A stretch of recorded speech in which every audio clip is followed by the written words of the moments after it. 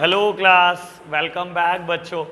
बेटा मैंने reserves and surplus में एक आइटम ऐड कराई थी शेयर ऑप्शन के नाम से, जिसको बेटा मैं प्यार से इसोप बोल रहा था। लो जी, इसमें चर्चा करनी है मुझे थोड़ी सी। बेटा इसोप की फुल फॉर्म है एम्प्लॉई स्टॉक ऑप्शन प्लान या एम्प्लॉई स्टॉक ऑप्शन प्रोग्राम। लो प्यारे बच्चों, पहले इसको बहुत आराम से समझेंगे कि क्या ये चीज़ है। बाबू, एक पर्सन की ऑर्गेनाइजेशन में ज्वाइनिंग होती है, मान लो 1 अप्रैल 2020 को।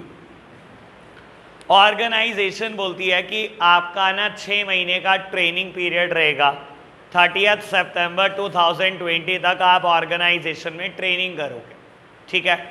और बेटा होता क्या है, ऑर्गेनाइजेशन आपकी ट्रेनिंग पे लाखों करोड़ रुपए फूकती है, ठीक है ना। और बाबू आप फिर भी क्या करते हो, ऑर्गेनाइजेशन चुपचाप 3 से 4 महीने में क्विट करते हो, साइड हो जाते हो। अब ऑर्गेनाइजेशन का हर हाल में लॉस है कि आप 3 से 4 महीने में क्विट कर दोगे, 6-6 महीने की ट्रेनिंग लेते हो और भाग जाते हो। बाबू कभी भी ऑर्गेनाइजेशन ऐसे केसेस में लाखों करोड़ रुपए आपसे रिकवर तो कर नहीं पाई, जबकि आपके ऊपर खर्च उसने पूरे करे। तो बेटा ऑर्गेनाइजेशन में ना कुछ टाइम से कल्चर स्टार्ट हुआ कि बॉन्ड साइन कराएंगे हम, और बॉन्ड भी अगर आप साइन कराते हो तो आप 6 महीने साल भर एम्प्लॉय को रोक पाते हो, ठीक है ना। आपसे बॉन्ड साइन कराया जाता है ना कि आप 6 महीने साल भर ऑर्गेनाइजेशन को छोड़ नहीं सकते, और अगर आपने बीच में छोड़ा तो हम आपसे जितनी आपकी सैलरी है उसका डबल पे करके जाओगे। मान लो अगर आपका पैकेज 6 लाख रुपए का है, अगर आपने ऑर्गेनाइजेशन वो बीच में ही क्विट कर दिया तो लाख रुपए महीना दोगे। 50,000 रुपये महीने का पैकेज थे, जितने महीने पहले छोड़ी जॉब उसके हिसाब से लाख रुपए महीना पे करोगे। तो बेटा मैं बोलता हूँ चलो बॉन्ड साइन कराने वाला भी सिस्टम आ गया, तब भी क्या होगा बेटा, अगर आपने 1 साल का बॉन्ड साइन कराया वो 1 साल रुक जाता है, आपने 1.5 साल का बॉन्ड साइन कराया वो 1.5 साल रुक जाता है, इससे ज़्यादा वो भी नहीं रुकता। और बेटा 1-1.5 साल में भी आप अपनी ट्रेनिंग की वर्थ उस एम्प्लॉय से निकाल नहीं पाते। तो बेटा ऑर्गेनाइजेशन ने ना एक लालच देना शुरू करा, और उस लालच का नाम है बेटा इसोप। समझाने के लिए बताता हूं बेटा, आपकी ज्वाइनिंग हुई 1 अप्रैल 20 को।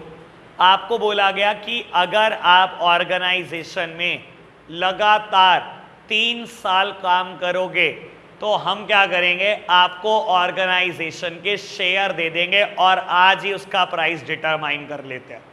ऑर्गेनाइजेशन ने आपको कहा, मान लो ये कंपनी है इन्फोसिस लिमिटेड, इन्फोसिस लिमिटेड में आपको 1000 शेयर खरीदने का ऑप्शन दे रहे हैं।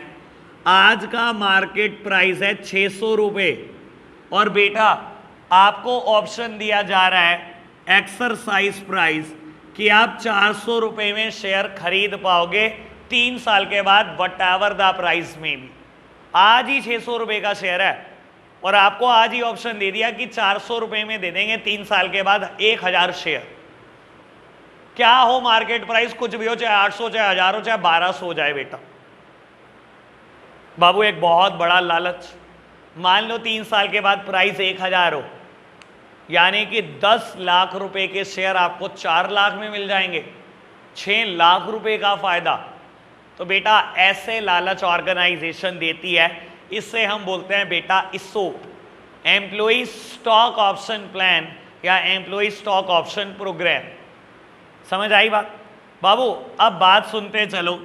1 साल बीत गया, 31 मार्च 2021 आ गई। आपकी जो नॉर्मल सैलरी आपको मिल रही है वो तो मिल ही रही है, ठीक है ना। आप ऑर्गेनाइजेशन में गालियां खाई जा रहे हो बॉस की, बहुत मन करता है जॉब छोड़ने का, लेकिन ये एक ऐसा लालच है बेटा जो गालियां खाने के बाद भी जॉब छोड़ने नहीं देता। 31 मार्च 21 आ गई, आज शेयर का दाम हो गया 700 रुपये, आपको मिलेगा 400 का। आपने कहा अब तो गालियां खाने की थोड़ी और हिम्मत आ गई क्योंकि प्राइस बढ़ गया है बेटा, तो आपने कहा 1 साल में गालियां और खा सकता हूं। बेटा 31 मार्च 22 आ गई, आज शेयर का दाम 900 रुपये हो गया, गालियां खाने की अलग ही स्ट्रेंथ आ गई आपके अंदर। आपने कहा 1 साल और खाई जा सकती हैं इस प्राइस पे तो गालियां। बेटा 31 मार्च 2023 आ गई, 3 साल पूरे हो गए बेटा, ठीक है ना। और आज शेयर का दाम मान लो 950 रुपये है। 950 रुपये का शेयर आपको 400 रुपये में ऑर्गेनाइजेशन देगी और 1000 शेयर का ऑप्शन आपके पास है बेटा, यानी कि लगभग 5.5 लाख रुपए का फायदा। ये जो 4 लाख रुपए आपको पे करने हैं ऑर्गेनाइजेशन को, बेटा आपको इसको पे करने के लिए लगभग 6 महीने दिए जाते हैं। एवरेजली 6 महीने हर ऑर्गेनाइजेशन देती है कि आप 6 महीने में पे करो और 1000 शेयर ले जाओ हमारे से। समझ आई बात? अब एक बात को समझने की कोशिश करना, जो मार्केट प्राइस और जो आपका एक्सरसाइज प्राइस है, इसका जो डिफरेंस है बेटा, ये ऑर्गेनाइजेशन के लिए एक लायबिलिटी, एक कर्जा है। 950 रुपए की चीज आपको 400 रुपए की दे रही है, ऑर्गेनाइजेशन के लिए तो 550 रुपए का लॉस हो रहा है पर शेयर। बेटा इसको आप रिकॉर्ड करते हो रिजर्व्स एंड सरप्लस में, शेयर ऑप्शन के नाम से। समझ आई बात? बेटा एक टेक्निकल बात और बोल देता हूं, ये जो 3 साल का टाइम पीरियड है, जो 1 अप्रैल 2020 से 31 मार्च 2023 तक के लिए रहता है, इसे वेस्टिंग पीरियड बोलते हैं। लिख देता हूं मैं,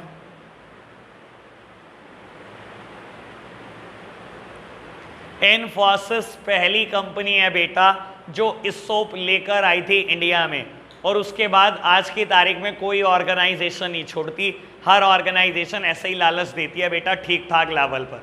अगर आपकी पोस्ट ठीक ठाक है तो आपको लालच ऐसे ही दिया जाता है ताकि आप ऑर्गेनाइजेशन क्विट ना कर पाओ। क्लियर बात? All clear? मार्केट प्राइस कम हो जाए, देखो बेटा आपको बता देता हूं, rare of the rarest circumstances, अगर आप अच्छी कंपनी हो तो बेटा आपका मार्केट प्राइस कम नहीं होता, और in a longer period of time कम नहीं होता। फिर भी क्वेश्चन जायज है, अगर कम हो जाए तो बेटा इट इज अ ऑप्शन, जबरदस्ती नहीं है कि बाय करना है। ठीक है ना? हाँ बेटा, ऑर्गेनाइजेशन को फायदा कैसे हो रहा है बेटा? अगर एक टैलेंटेड एम्प्लॉय को आप रिटेन करते हो ऑर्गेनाइजेशन में, तो कोई भी ऑर्गेनाइजेशन ऐसा नहीं है बेटा अगर आपको 6 लाख रुपए पे करती है तो आपसे 6 लाख का ही काम निकलवा रही है। कम से कम 12 लाख रुपए का काम उसको 1 साल का आप करके देते हो, तभी वो आपको 6 लाख पे कर रही है। तो ऑर्गेनाइजेशन का तो हर हाल में फायदा है बेटा। ऑर्गेनाइजेशन को 5-6 लाख रुपए 3 साल में पे करने से कुछ नहीं घटेगा, वो आपको 2 लाख रुपए साल का फालतू दे रहे हैं, कम से कम आपसे 6-7 लाख रुपए साल का कमा रहे हैं। ऑर्गेनाइजेशन कभी लॉस में नहीं जाती। ठीक है ना? दूसरी बात बता देता हूं बेटा, जैसे ही ये वेस्टिंग पीरियड लैप्स होता है, फिर डर शुरू हो जाता है कि ये जॉब ना छोड़ दे। आज के दिन एक और नया इसोप पकड़ा दिया जाता है कि अगर अब 3 साल रुके ऑर्गेनाइजेशन में, 1000 शेयर और दिए जाएंगे 800 के दाम पर। आज ही 950 दाम है, 3 साल बाद क्या पता 1500। तो बेटा लालच ही लालच, जॉब नहीं छोड़ने देती है ऑर्गेनाइजेशन अपने टैलेंटेड एम्प्लॉइज को, लालच दे के रखती है पूरा। इसोप क्लियर हुआ? ठीक है, तुझे कोई नहीं रखता तो झाड़ू पोछे के लिए भी ना रखे, इतना कुछ ना हो। चलो जी लो, हाँ बिल्कुल पोछे मरवाएंगे, घबरा ना तू। तेरी जब नौकर नहीं आते मालिक कोई लगाना पड़ता है भाई, तुझे क्या पता। चलो जी बेटा इतनी बात क्लियर हुई, ये बात ओके, कोई दिक्कत तो नहीं। एक चर्चा थोड़ी सी कंटिंजेंट लायबिलिटी पर मुझे करनी है बाबू, समझेंगे। ऑल्दो शायद हो सकता है किसी ने नाम सुना हो, किसी ने नाम भी ना सुना हो। बाबू जिसने नाम सुना है उनके लिए बता देता हूं पहले, और जिसने नहीं भी सुना वो भी समझना। बेटा जब आप 11th क्लास में बैलेंस शीट बनाते थे ना, तो आप टी फॉर्म बैलेंस शीट बनाते थे। Left hand side would be the liability side and right hand side would be the asset side. बेटा जैसे ही बैलेंस शीट खत्म होती है, बैलेंस शीट के फुट नोट में बेटा आप कंटिंजेंट लायबिलिटी लिखते हो। बैलेंस शीट के फुट नोट में, इसे बोला जाता है foot note of balance sheet. Babu it is the part of financial statement, बस ये बात ध्यान रखना, इसे भूलना मत।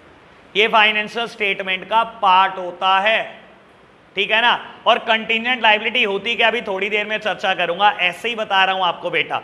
जब कंपनी की बैलेंस शीट बनेगी तो बेटा हम वर्टिकल फॉर्म में बैलेंस शीट बना रहे हैं, ठीक है ना, हम टी फॉर्म बैलेंस शीट नहीं बनाते।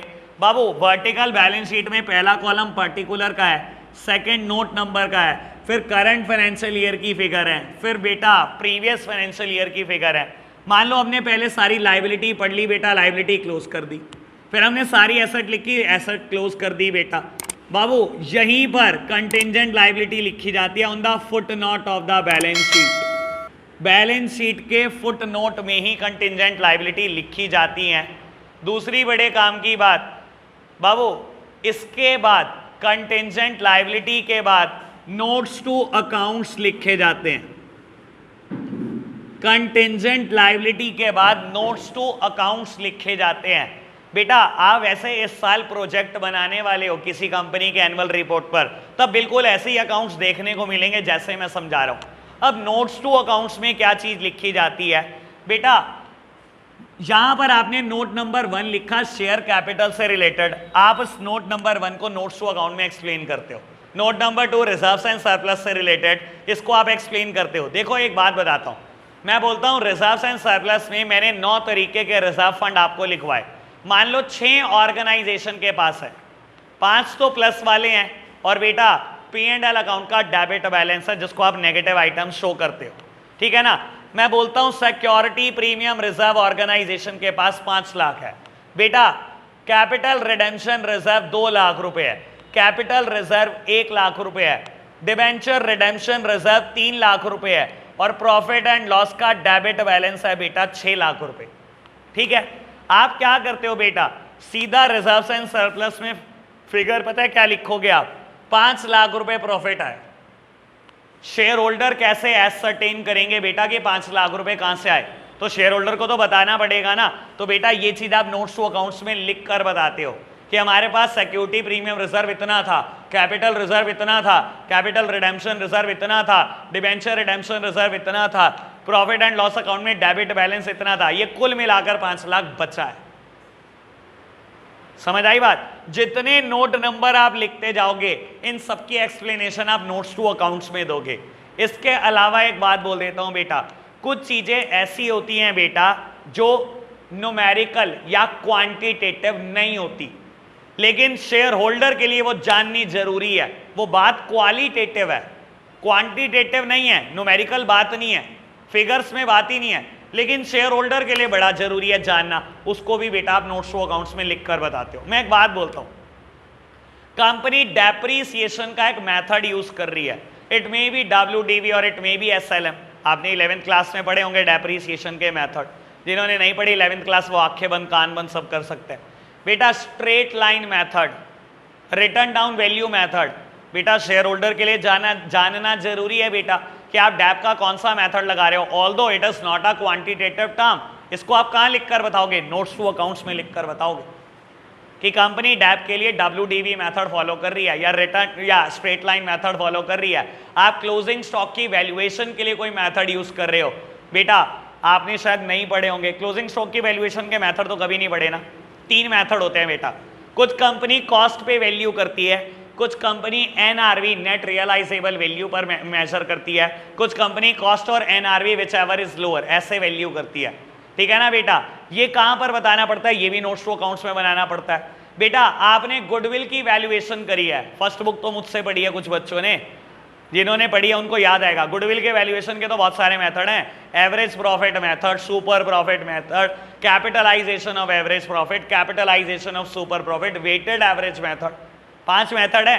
बेटा आप कौन सा मेथड लगा रहे हो, आपने गुडविल लिखा दी एसेट साइड में बेटा, रिकॉर्ड करी हुई है कहीं गुडविल। सर बताओ तो सही शेयर होल्डर को कि गुडविल की वैल्यूएशन कैसे करी। Although it is not a quantitative term, लेकिन बताना तो पड़ेगा ना शेयर होल्डर को, अपने शेयर होल्डर को कंप्लीट इंफॉर्मेशन दो अकाउंट्स के बारे में बेटा। और आपको बता देता हूं, ये बैलेंस शीट के साथ साथ ये कंटिजेंट लायबिलिटी, ये नोट्स टू अकाउंट्स हमारी फाइनेंशियल स्टेटमेंट का पार्ट होते हैं। दुनिया में बड़े लोगों को भ्रम है कि SPL और बैलेंस शीट, SPL मतलब प्रॉफिट एंड लॉस अकाउंट जिसको आप बोलते थे, उसको हम कंपनीज एक्ट 2013 में स्टेटमेंट ऑफ P&L बोलते हैं। Statement of profit and loss account और बैलेंस शीट, दुनिया को लगता है यही दोनों फाइनेंशियल स्टेटमेंट होते हैं। नहीं भाई, ये दोनों contingent liability, notes to accounts, ये सब मिलाकर फाइनेंशियल स्टेटमेंट होती है। क्लियर हुई बात। बढ़े आगे, कंटिजेंट लायबिलिटी पे थोड़ी सी चर्चा करूं फिर बढ़ेंगे बेटा आगे। चलो जी बाबू, ऑल तो बता देता हूं ये चीजें 11th की हैं, पर बताता कोई नहीं, पता नहीं क्या चक्कर है भाई, रटवा के मारा हुआ है बच्चों को, इसमें है क्या भाई बताने में। लो चलो खैर डिटेल्ड चर्चा, ताकि जिंदगी में कभी ना फंसो बेटा। ठीक है ना। अब एक बात का डिस्कशन मुझे मोस्ट डिटेल्ड करना है, liability versus provisions versus contingent liability.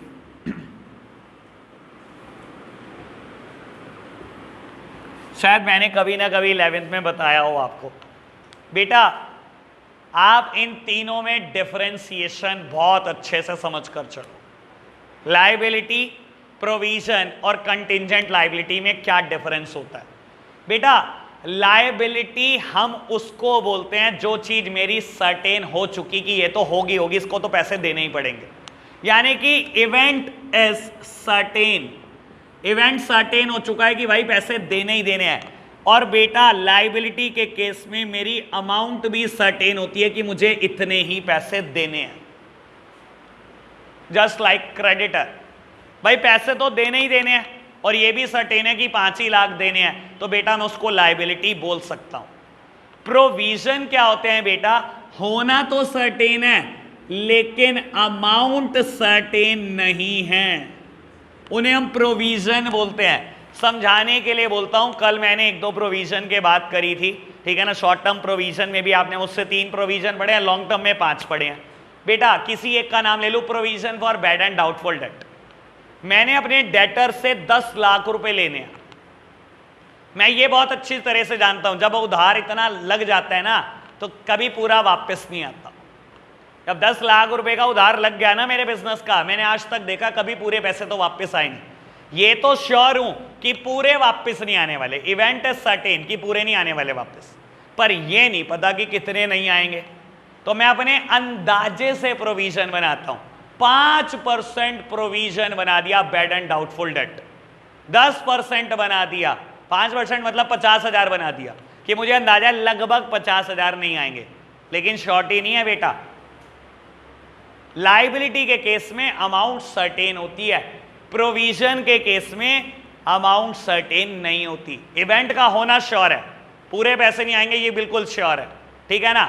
या बेटा मैंने प्रोविजन फॉर टैक्स बनाना शुरू करा, मुझे गवर्नमेंट को टैक्स देना है, ये तो श्योर है कि टैक्स देना है सरकार को, ये नहीं पता कितना देना है। क्यों? क्योंकि प्रॉफिट ही नहीं पता, अभी तो साल शुरू हुआ है, मुझे क्या पता पूरे साल में कितना प्रॉफिट होगा, कैसे दौड़ेगा ये साल, क्या पता लॉकडाउन में ही बीत जाए, कुछ कमाऊं ही ना, कुछ दू ही ना, क्या पता बेटा बहुत कमाऊं बहुत दूं, तो मुझे ही नहीं पता बेटा अभी प्रॉफिट होना कितना है, तो टैक्स कैसे बता सकता हूं मैं कितना देना है। तो बेटा लायबिलिटी का होना सर्टेन होता है as well as amount certain होती है।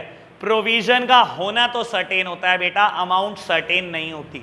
अब बड़े काम की बात, कंटिंजेंट लायबिलिटी, इवेंट का भी नहीं पता और अमाउंट का भी नहीं पता। बेटा इवेंट भी सर्टेन नहीं होते और अमाउंट भी सर्टेन नहीं होती। पता नहीं होता बेटा कि आएगी भी लायबिलिटी या नहीं आएगी। बेटा समझाने के लिए एक एग्जांपल दे देता हूं आपको। कंपनी का केस चल रहा है बेटा, जीत भी सकता हूं हार भी सकता हूं। हार गया तो जज कितनी पेनल्टी लगाएगा पता नहीं, तो जीत भी तो सकता हूं। अभी कहां से श्योर हो जाऊं कि मेरी लायबिलिटी बनी गई है? तो बेटा ऐसी चीजों को मैं फुट नोट में शो करता हूं, क्योंकि ये चीजें सर्टेन नहीं हुई, क्योंकि पता नहीं है बेटा ये तो आई, जब तक ये नहीं श्योर हो जाता कि ये तो मेरे सर पे पड़ी गई है तब तक बेटा लायबिलिटी साइड दिखाऊंगा नहीं, ठीक है ना। कंटिंजेंट लायबिलिटी के बहुत सारे एग्जाम्पल हो सकते हैं, कुछ पे चर्चा कर लेते हैं बेटा। वैसे 5 बातें हैं मेरे पास इसमें बताने के लिए, चलो खैर एक एक करके चर्चा कर लेते हैं। ऑल तो बता देता हूं आपकी बुक्स में बिल्कुल क्लियर कट लिखा हुआ है कि कंटिंजेंट लायबिलिटी कभी भी आपको जज नहीं किया जाएगा, ठीक है ना। पर यार मैं देखता हूं 2018 में भी ऐसे ही लिखा था, पेपर में दे दी 1 नंबर में, बच्चों का फिलहाल 1 नंबर उड़ा दिया। वैसे भी आप तो कह रहे होंगे इतने बहुते तो हम ऐसे ही दान दे देते हैं, ठीक है ना, लेकिन चलो मैं बता देता हूं, एक बचाने की कोशिश करता हूं आपका। बेटा बहुत सारी हो सकती है कंटिंजेंट लायबिलिटी, एक का नाम बोलता हूं पहले, guarantee given by the company. बेटा आप कोई प्रोडक्ट मैन्युफैक्चर करते हो, लेट्स सपोज कंपनी का नाम है LG, और LG कोई प्रोडक्ट बनाता है लेट्स सपोज LED, और अपने LED पर बेटा 3 साल की 5 साल की गारंटी देकर बैठा है। ठीक है। और पहले ही साल में बेटा मैं बोलता हूं उसने 10,000 एलईडी मार्केट में बेच दी हैं। बाबू मैंने जिस दिन एलईडी मार्केट में बेच दिया उसी दिन कंटिजेंट लायबिलिटी बुक कर दी कि मैंने गारंटी दी हुई है। बाबू पक्का पता है क्या कोई दिक्कत आने वाली है? क्या पता किसी भी एलईडी में दिक्कत ना है, इवेंट का होना ही सर्टेन नहीं है। और अगर इवेंट सर्टेन हुआ कितने पैसे लेके मरेगा मुझे ये भी नहीं पता। क्या पता 5,000 एलईडी में कमी आ जाए 10 में से, क्या पता 2,000 में आ जाए, क्या पता 5 में आ जाए, क्या पता 500 में आ जाए, मुझे क्या पता कितनों में कमी आएगी। तो कंटिजेंट लायबिलिटी में बेटा इवेंट का होना भी सर्टेन नहीं है, एज वेल एज अमाउंट की भी कोई श्योरिटी नहीं होती। और जनरली बेटा ये सिर्फ क्वांटिटेटिव फॉर्म में लिखी जाती है, क्वालिटेटिव बात ही नहीं लिखते। सॉरी, जनरली ये सिर्फ क्वालिटेटिव फॉर्म में लिखी जाती है, क्वांटिटी में आप बात नहीं लिखते। फुटनोट में आपने लिखा कि मैंने गारंटी दी हुई है, बस। आपको पता ही नहीं होता ना क्या हो सकती है अमाउंट आपके ऊपर, कितने लॉसेस आपके करा सकती है ये गारंटी। समझ आई बात? गारंटी तो समझ आ गया होगा, सिंपल बात है बेटा। इसके अलावा बात करूं एक बात, तो वो आप केसेस की ही लिख सकते हो बेटा, ठीक है ना। बल्कि वर्ड टेक्निकल वर्ड लिखो, सूट ऑन कंपनी। बेटा कंपनी के ऊपर केस चल रहा है, अब मुझे नहीं पता बेटा ये केस कितने पैसे लेकर मरेगा, ठीक है ना। हो सकता है मैं केस जीत जाऊं, कुछ भी पेनल्टी ना लगे, और हो सकता है मैं केस हार जाऊं, और केस हारने के बाद ये जज का विवेक है बेटा कि जज कितनी पेनल्टी लगा देगा मेरे ऊपर। ओके बात। तीसरी बात करूं बेटा, ये बड़ी टेक्निकल बात है, पेपर के लिए तैयार रहना, इसी वर्ड पर आएगा बेटा, कुछ आएगा तो प्रपोज्ड डिविडेंड। बाबू प्रपोज्ड डिविडेंड कभी सुना है ये वर्ड? आज पहली बार सुन रहे होंगे, 12th क्लास के बच्चे, कहीं और नजर ही नहीं जा रही। बाबू क्या ये क्या मतलब क्या? हाँ जी बेटा, बात चल रही है प्रपोज्ड डिविडेंड की, ठीक है ना। लो समझने की कोशिश करना क्या मतलब है बेटा। एक साल चल रहा है कंपनी के लिए, फाइनेंशियल ईयर 1 अप्रैल 21 टू 31 मार्च 22। मान लो ये फाइनेंशियल ईयर है कंपनी का। बाबू 10 महीने बीत चुके हैं, मान लो आज 31 जनवरी 2022 आ चुकी है। 10 महीने के बाद बेटा बोर्ड ऑफ डायरेक्टर को लगा कि 10 महीने में हम बहुत अच्छा, बहुत हैंडसम प्रॉफिट कमा चुके हैं। इतना हमने पिछले 2 साल में भी नहीं कमाया जितना हमने इस 10 महीने में कमा लिया, ठीक है। शेयर बाबू एक बिल्कुल प्रिंसिपल है कंपनी का, ये प्रिंसिपल समझोगे तो जाके क्लैरिटी होगी। हमेशा क्या करते हैं, बोर्ड ऑफ डायरेक्टर अपनी मीटिंग में डिविडेंड अनाउंस करते हैं। बोर्ड ऑफ डायरेक्टर की जो मीटिंग होती है उसे बोलते हैं बोर्ड मीटिंग। एक कंपनी में मैक्सिमम 12 बोर्ड ऑफ डायरेक्टर हो सकते हैं एज पर कंपनीज एक्ट 2013। मान लो किसी कंपनी में 4 ही डायरेक्टर हैं, चारों डायरेक्टर बैठे, चारों डायरेक्टर ने देखा देखो कितना 10 सालों में, 10 महीनों में हम कितना प्रॉफिट कमा चुके हैं, तो एक काम करते हैं शेयर होल्डर में कुछ बांटते हैं। तो उन्होंने क्या करा बेटा, डिविडेंड अनाउंस करा अपनी मीटिंग में। बेटा डिविडेंड हमेशा बोर्ड मीटिंग में अनाउंस होता है, लेकिन बेटा वो फाइनलाइज होता है शेयर होल्डर की मीटिंग में। शेयर होल्डर उस डिविडेंड को बढ़ा भी सकते हैं। बोर्ड ऑफ डायरेक्टर ने तो कहा 5 लाख बांट दो या 5 करोड़ बांट दो, शेयर होल्डर कह सकते हैं 7 करोड़ बांटो, इतना पड़ा तो है आपके पास। या शेयर होल्डर ऐसे भी कह सकते हैं 3 ही करोड़ बांटो।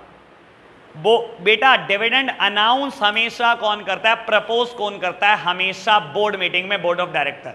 लेकिन फाइनलाइज कौन करता है, हमेशा इक्विटी शेयर होल्डर अपनी मीटिंग में करते हैं। और बेटा शेयर होल्डर की मीटिंग को बोला जाता है जनरल मीटिंग।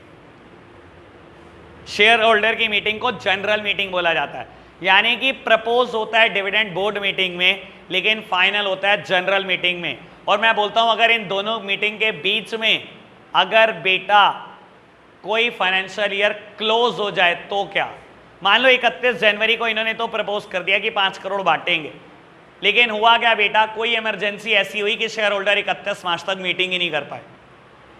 क्या 25 मार्च को इन्होंने बेटा अपनी मीटिंग में प्रपोज करा और शेयर होल्डर की मीटिंग 5 अप्रैल को रखी गई, तो बेटा बीच में फाइनेंशियल ईयर तो क्लोज हो रहा है बेटा, ठीक है ना। तो बाबू आप प्रपोज डिविडेंड को कंटिजेंट लायबिलिटी में शो करते हो। अभी नहीं आपको पता, क्या पता शेयर होल्डर मना ही कर दे डिविडेंड ना बांटो, तो प्रपोज डिविडेंड एक कंटिजेंट लायबिलिटी बन जाती है कंपनी की, ठीक है ना। शेयर होल्डर कह सकते हैं बढ़ाकर बांट दो, शेयर होल्डर कह सकते हैं कम कर कर बांट दो, शेयर होल्डर ये भी कह सकते हैं पैसे ही ना बांटो अभी। इसीलिए प्रपोज डिविडेंड एक कंटिंजेंट लायबिलिटी है, ना तो अमाउंट सर्टेन ना इवेंट का होना सर्टेन। क्लियर बात? ओके बात। एक और हल्की सी चर्चा और फिर खत्म करते हैं। बेटा ये ना बीआर पे चर्चा है, मुझे नहीं पता 11th में कितना पढ़ा, बिल ऑफ एक्सचेंज ढंग से पढ़ा है क्या? चलो मेरे को तो यही मानना पड़ेगा कि नहीं पढ़ा, तो थोड़ी सी चर्चा करनी पड़ेगी आपके साथ। Bill discounted from bank. लो जी बेटा मैंने लिख दिया, पहले मेरे को इसको समझाना पड़ेगा बहुत तरीके के साथ, ठीक है ना। मेरे को तो ये मानना पड़ेगा कि बिल ऑफ एक्सचेंज आपने नहीं पढ़ा ढंग से। चलो जी लो सुनना,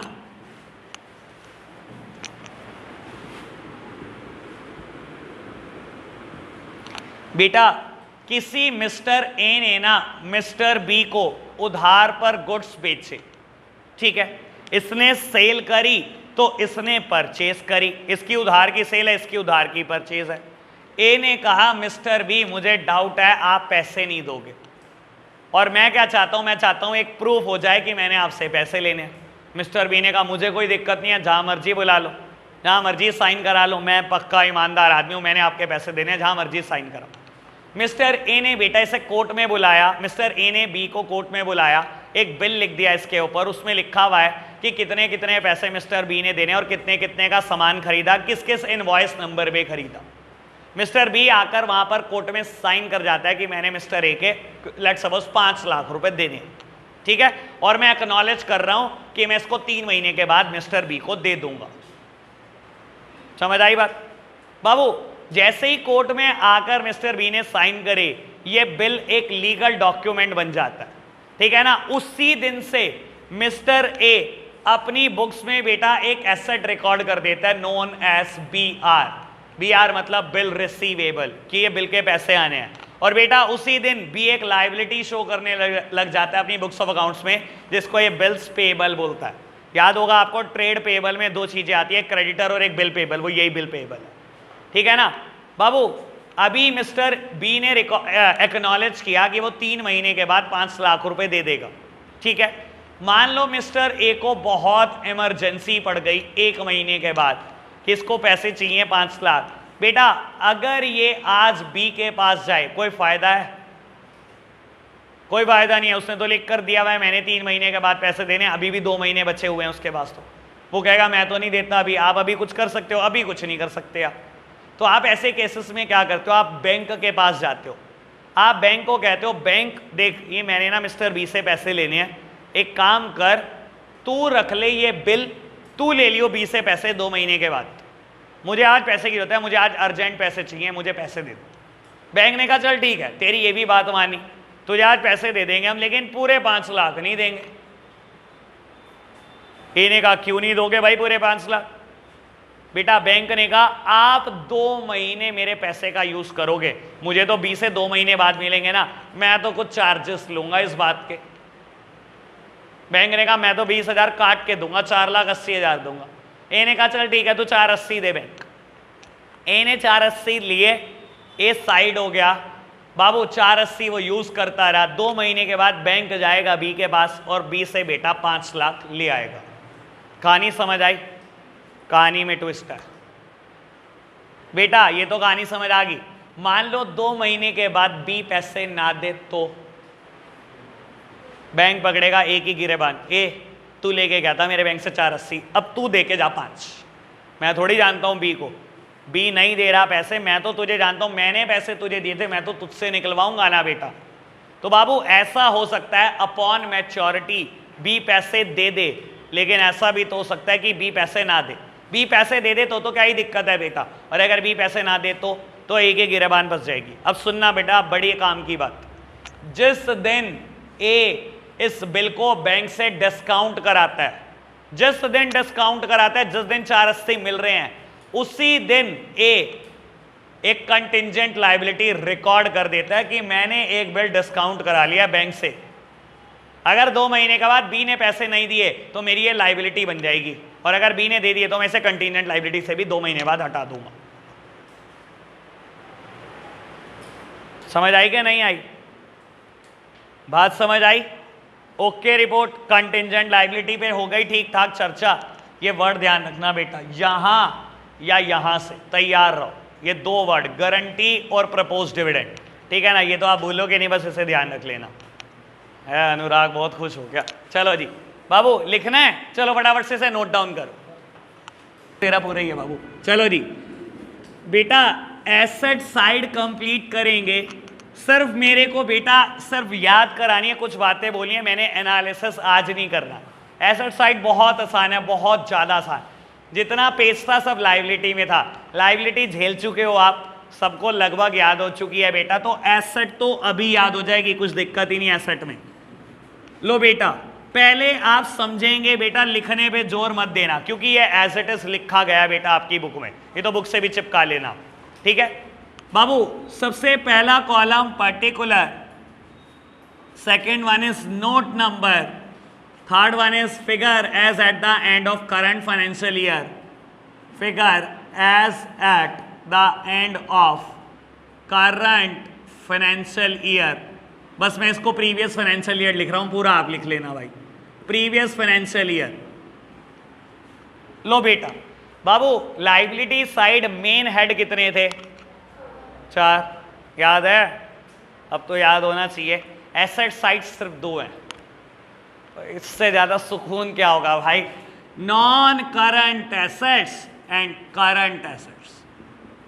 सबसे आसान बात, सबसे आसान बात। और आपको पता है करंट एसेट क्या होती है बेटा?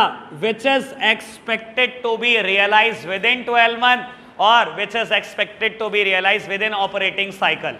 अब तो ऑपरेटिंग साइकिल नहीं बताना ना मुझे, बहुत चर्चा करी ना। Raw material to WIP, WIP to finish goods to debtor, debtor to cash, ये एक ऑपरेटिंग साइकिल होता है। याद है? बहुत चर्चा करी इस पर मैंने, ठीक है ना? पायल नहीं भूल सकती इस चर्चा को, ठीक है ना? हर वो एसेट्स जो 12 महीने में कैश में कन्वर्ट हो जाए या कैश इक्विवेलेंट में कन्वर्ट हो जाए, हर वो एसेट जो बेटा एक ऑपरेटिंग साइकिल में कैश और कैश इक्विवेलेंट में कन्वर्ट हो जाए, वो करंट है। बाकी सारी नॉन करंट है बेटा। शॉर्टकट बता देता हूं पहले बाबू। नॉन करंट एसेट का है FNDLO, FNDLO। और करंट एसेट का बहुत आसान, सिट CSO। ऐसे ही याद होगा ये, ठीक है बेटा? मैंने तो अपनी जिंदगी में ऐसे याद किया हुआ है और पता नहीं कब से किया हुआ है, ठीक है ना बेटा? और आपको भी ऐसे ही याद रखना है, FNDLO एंड सिट CSO। बेटा नॉन करंट एसेट में पहला FNDLO है तो fixed assets, second one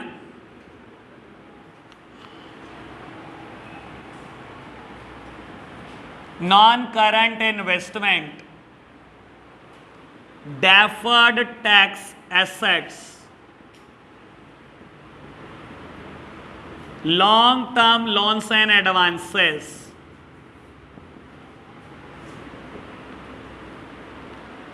other non current assets,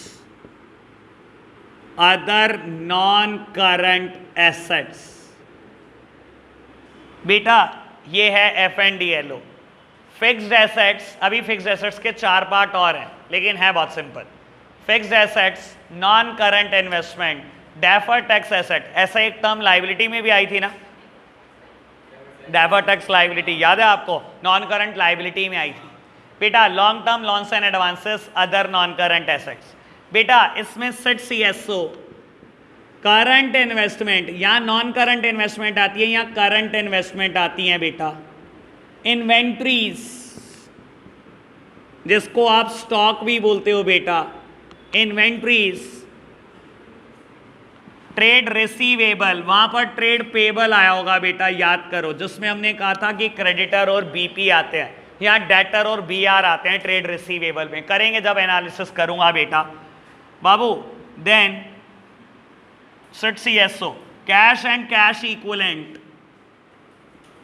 cash and cash equivalent, cash और कैश जैसी चीजें, जैसे कि बहुत शॉर्ट टर्म इन्वेस्टमेंट, कोई सेंट्रल गवर्नमेंट की सिक्योरिटी पड़ी है, कोई बैंक बैलेंस पड़ा है बेटा, वो कैश के बराबर है, हाथों हाथ कैश में कन्वर्ट हो जाएगा, ठीक है ना बेटा? E part, short term loans and advances, short term loans and advances, और बेटा last part other current assets. लो बेटा ये गिनती की चीजें FNDLO CSO। फिक्स्ड एसेट्स में 4 चीजें आती हैं, यहीं लिख रहा हूं बेटा। Tangible assets, intangible assets, tangible मतलब जिसको टच किया जा सकता है, जिसको देखा जा सकता है। Intangible assets, capital WIP, capital work in progress, और बेटा इनटेंजिबल एसेट्स अंडर डेवलपमेंट। सब पर एनालिसिस होगा बेटा, लेकिन मुझे मंडे और ट्यूसडे का लेक्चर चाहिए ये पूरा करने के लिए। Intangible assets under development. अभी मैं आपको ये इसीलिए करा रहा हूं, 2 छुट्टियां बेटा, ये याद करके आनी है हमने, ठीक है। इसके अलावा आपके पास होमवर्क है बेटा। जहां चैप्टर शुरू हो रहा है ना, इसमें क्या करा हुआ है इन्होंने ना, पहले तो 3 एग्जाम्पल दिए हुए हैं, एग्जाम्पल 1 2 3, और फिर इलस्ट्रेशन नंबर 1 to 5। ये 8 क्वेश्चन करके आने हैं, 8 ही मिनट के हैं। इलस्ट्रेशन 1 to 5 और एग्जाम्पल 1 2 3, ठीक है जी। एक तो एसेट साइड पूरी याद करनी है जितनी मैंने लिखी, ये मेन हेड और सब हेड है बेटा, बस। अभी एनालिसिस तो कुछ करा ही नहीं मैंने, मेन हेड और सब हेड याद करने हैं, और बेटा ये क्वेश्चन करके आने हैं। 2 दिन की छुट्टी है, इतना करके आओ, ठीक है जी। अभी लॉकडाउन है 2 दिन का, तो आप 2 दिन में बेटा इतना प्रिपेयर करके आएंगे। तो आज के लिए हम इतना ही रखते हैं बच्चों, बाय बाय।